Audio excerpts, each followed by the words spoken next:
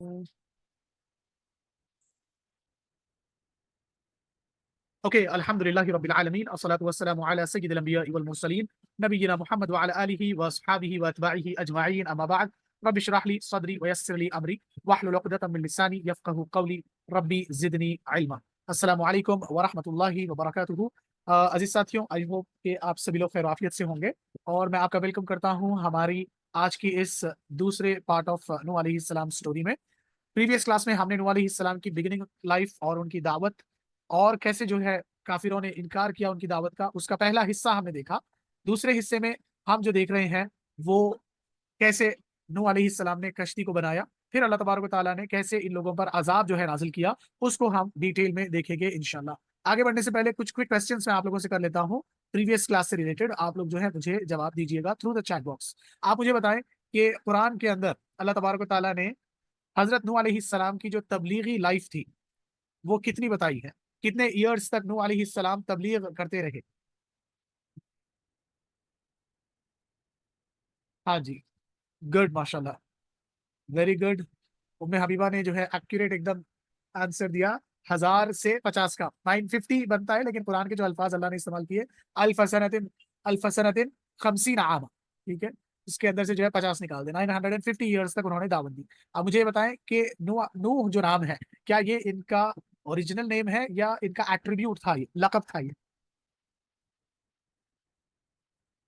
ہاں، یہ ان کا لقب تھا۔ یہ بتائیں کہ یہ لقب ان کو کیوں دیا گیا، کیوں جو ہے نوح ان کا لقب پڑا؟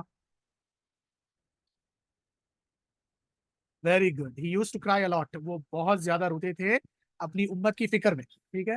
اب مجھے یہ بتائیے کہ ان کی امت میں جو بگاڑ آیا، 4 میجر جو ہے بتوں کا تذکرہ ہوا ہے، آئیڈلز کا، تو ان 4 بتوں کے کیا نام ہیں جن کی نوح علیہ السلام کے قوم کے لوگ جو ہے عبادت کرتے تھے اللہ کو چھوڑ کر؟ ہاں، ود، سوا، یغوت اور یعوق۔ ویری گڈ، ماشاء اللہ، بہت اچھے۔ اب مجھے بتائیں کہ ود جو تھا یہ کس کی شکل میں ان لوگوں نے بنا کر رکھا تھا اسے؟ ہاں، اس کو جو ہے ایک آدمی کی شکل میں جو ہے شیپ میں بنا کر رکھا تھا۔ اور سوا کو کس نے بنایا تھا؟ سوا، وومن شیپ، بہت صحیح، ٹھیک ہے، جس سے یہ ایک گاڈس کی طرح یہ دیکھتے اور بیوٹی جو ہے اس سے طلب کرتے۔ مجھے یہ بتائیں یغوت، یغوث سا کے ساتھ ہے، یغوث، یہ والا کس شکل میں بنا ہوا تھا؟ فار ہیلپ، ٹھیک ہے، مدد کے لیے یہ پکارتے۔ یغوث کس شکل میں تھا؟ یغوث والا آئیڈل، 2 بچے ہوئے ہیں، ہارس اور ایگل، تو ان دو میں سے کون سا ہے یغوث؟ ہاں، ہارس، ٹھیک ہے، گڈ گڈ گڈ گڈ۔ اور لاسٹ والا جو ہے یعوق، اس کی شکل کس کی طرح بنا کر رکھی تھی؟ ایگل، بہت اچھے، ماشاء اللہ، الحمدللہ، اچھے سے آپ سارے لوگوں نے جو ہے جواب دیے۔ اللہ تبارک و تعالیٰ آپ کے علم میں اور زیادہ جو ہے اضافہ کرے۔ تو آج کا ہم لیسن جو ہے اسٹارٹ کرتے ہیں۔ حضرت نوح بلڈس این آرک۔ اللہ said to حضرت نوح وَاصْنَعِ الْفُلْكَ بِأَعْيُنِنَا وَوَحْيِنَا وَلَا تُخَاطِبْنِي فِي الَّذِينَ ظَلَمُوا إِنَّهُمْ مُغْرَقُونَ۔ یہ سورہ ہود کی آیت ہے، 11 سورہ، آیت نمبر 36۔ ریفرنسز سارے سوروں کے جس سے ہم نے اسٹڈی کی ہے وہ گروپ میں شیئر کروں گا۔ تو اس میں اللہ تبارک و تعالیٰ نوح علیہ السلام سے کہہ رہے ہیں، نوح پر وحی کی گئی کہ تمہاری قوم میں جو لوگ ایمان لا چکے، بس وہ لا چکے، اب کوئی ماننے والا نہیں ہے، ان کے کرتوتوں پر غم کھانا چھوڑ دو، ان کے حق میں دعائیں کرنا چھوڑ دو، ان کے لیے رونا چھوڑ دو، ان لوگوں کو نصیحتیں کرنا چھوڑ دو۔ اب جو لوگ ایمان لا چکے، جو بدماش نہیں لائے ہیں ایمان، یہ اسی کافرانہ حالت میں ہی مریں گے۔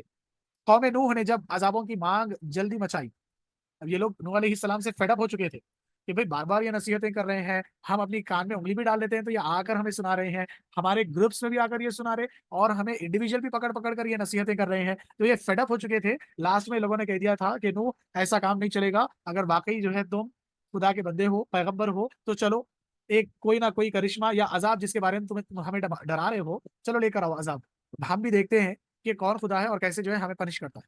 قوم نوح نے جب عذابوں کی مانگ میں جلدی مچائی تو اللہ نے، تو آپ نے، نوح علیہ السلام نے اللہ سے دعا کی، الہی زمین پر کسی کافر کو رہتا بستا نہ چھوڑ، پروردگار میں عاجز آ گیا ہوں، میں بیزار ہو چکا ہوں ان لوگوں سے، تو میری مدد کر۔ اسی وقت وحی آئی کہ جو ایمان لا چکے ہیں ان کے سوا اور کوئی اب ایمان نہ لائے گا، تو ان پر افسوس نہ کر، ٹھیک ہے، ان پر افسوس نہ کر، نہ ان کا کوئی ایسا خاص خیال کر، ہمارے دیکھتے ہی ہماری تعلیم کے مطابق ایک کشتی تیار کر، यानी हम आप पर निगाह रखे हुए हैं, हमारे फरिश्ते आकर आपको सिखाएंगे कैसे कश्ती बनाना है, आप उनसे तालीम लो और एक शिप, एक बहुत बड़ी आर्क जो है बनाना स्टार्ट करो।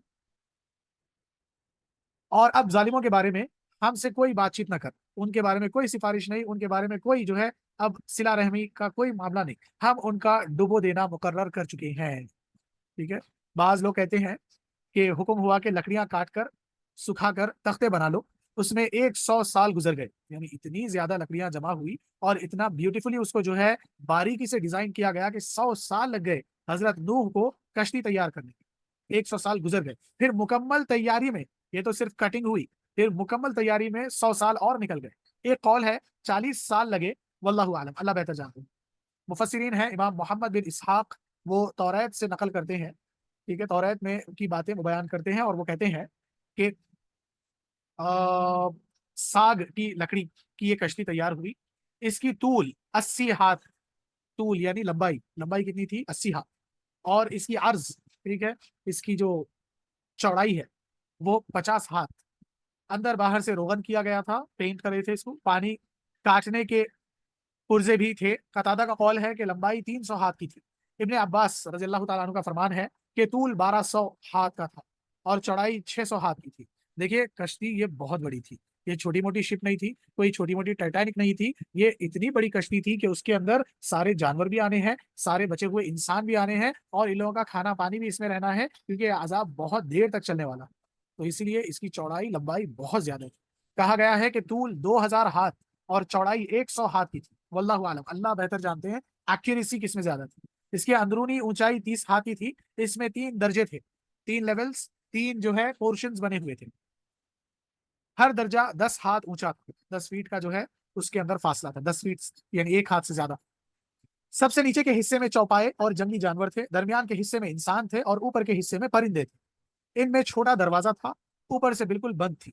इब्ने जरीर, ये भी जो है बहुत बड़े मुफस्सिर है, तारीख लिखने वाले हैं, एक गरीब असर अब्दुल्ला बिन अब्बास से जिक्र किया है कि हवारियों ने, ये बड़ा बेहतरीन वाकया है, इसको बहुत ध्यान से सुनिएगा। जैसा हम कहते हैं ना सहाबी, अल्लाह के नबी के सहाबी जो कहते हैं, सहाबी कहते हैं जो अल्लाह के नबी सल्लल्लाहु अलैहि वसल्लम को देखे और उनके हाथ पर इस्लाम जो है कबूल किए।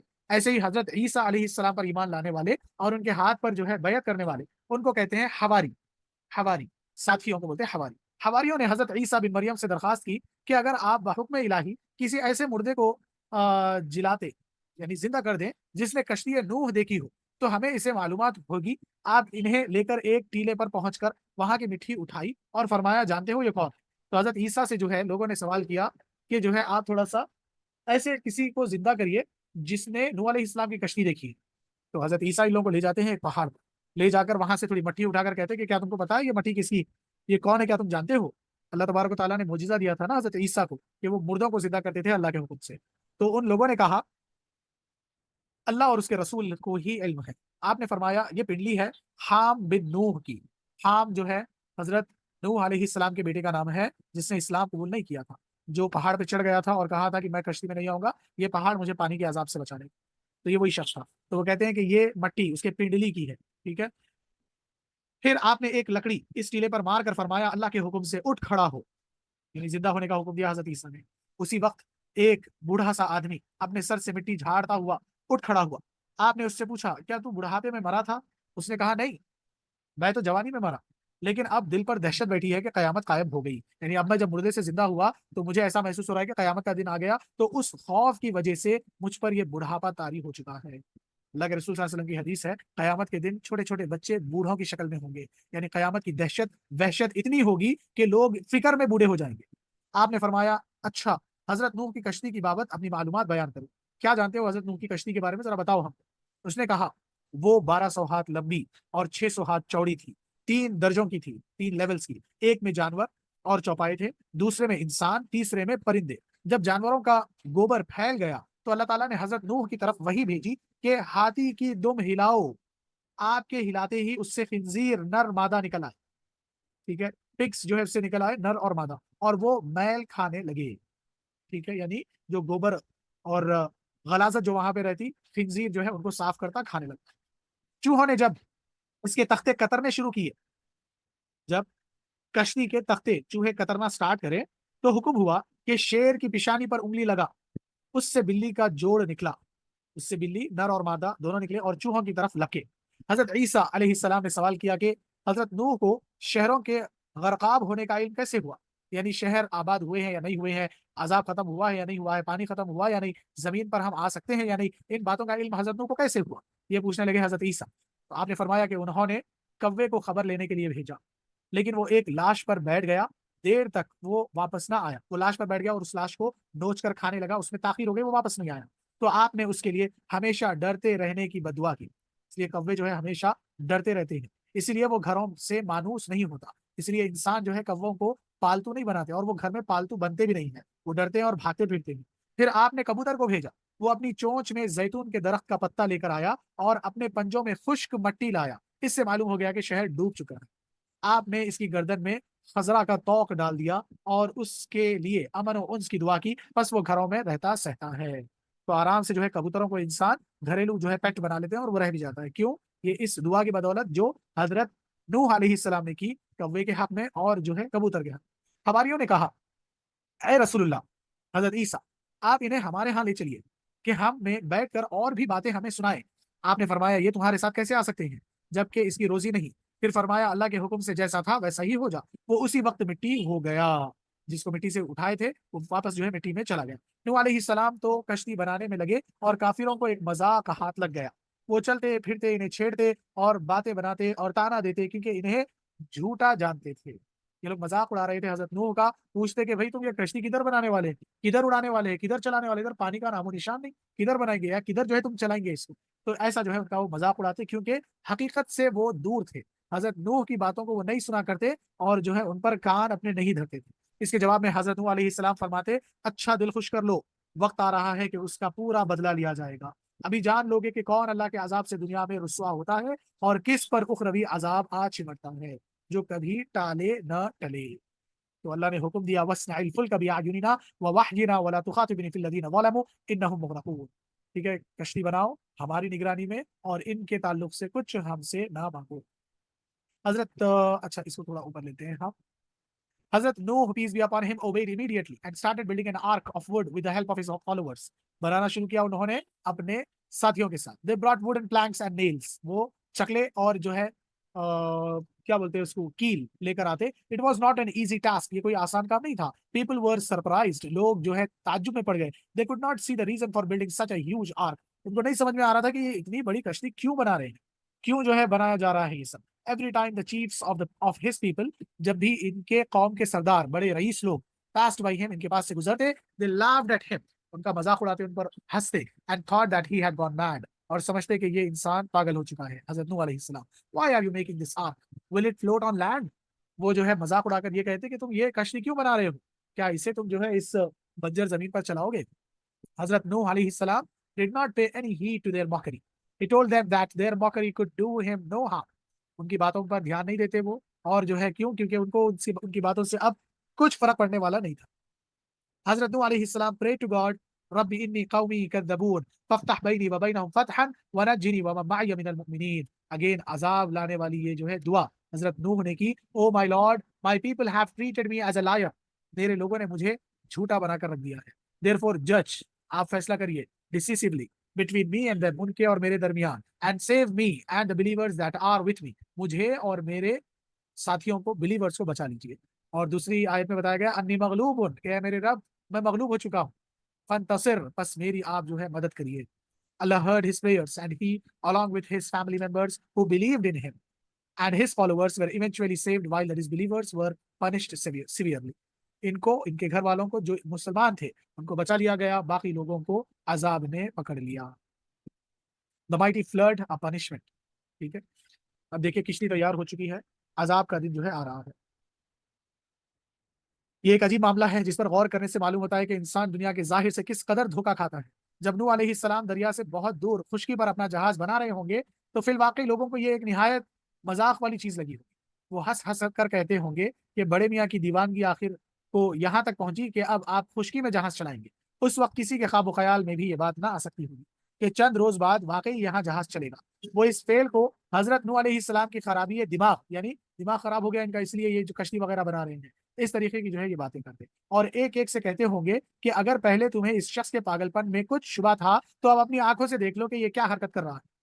تو یہ اتنا موک کر رہے تھے حضرت نوح کو، لوگوں سے جا جا کر یہ لوگ کہتے کہ دیکھو پہلے تو صرف یہ باتیں کرتے تھے، اب تو عجیب و غریب حرکتیں بھی کرنے لگے ہیں کہ نئی نئی چیزیں بنا رہے ہیں۔ لیکن جو شخص حقیقت کا علم رکھتا تھا اور جسے معلوم تھا کہ کل یہاں جہاز کی کیا ضرورت پیش آنے والی ہے، اسے ان لوگوں کی جہالت اور بے خبری پر اور پھر ان کے احمقانہ اطمینان پر الٹی ہنسی آتی ہوگی۔ یعنی پردے میں یہ لوگ پڑے ہوئے ہیں، اصل جو آنکھ کھل چکی ہے وہ حضرت نوح علیہ السلام کی کھلی ہے۔ ٹھیک ہے، اس کے بعد آگے دیکھیے، یہاں تک کہ وہ دن آ گیا، یہاں تک کہ جب ہمارا حکم آ گیا اور وہ تنور ابل پڑا تو ہم نے کہا ہر قسم کے جانوروں کا ایک ایک جوڑا کشتی میں رکھ لو، اپنے گھر والوں کو بھی، سوائے ان لوگوں کے جن کی نشاندہی پہلے کی جا چکی ہے۔ یعنی ڈس بلیورز ختم ہونے والے ہیں، صرف ایمان والوں کو محفوظ لے لینے کے لیے اللہ نے کہا۔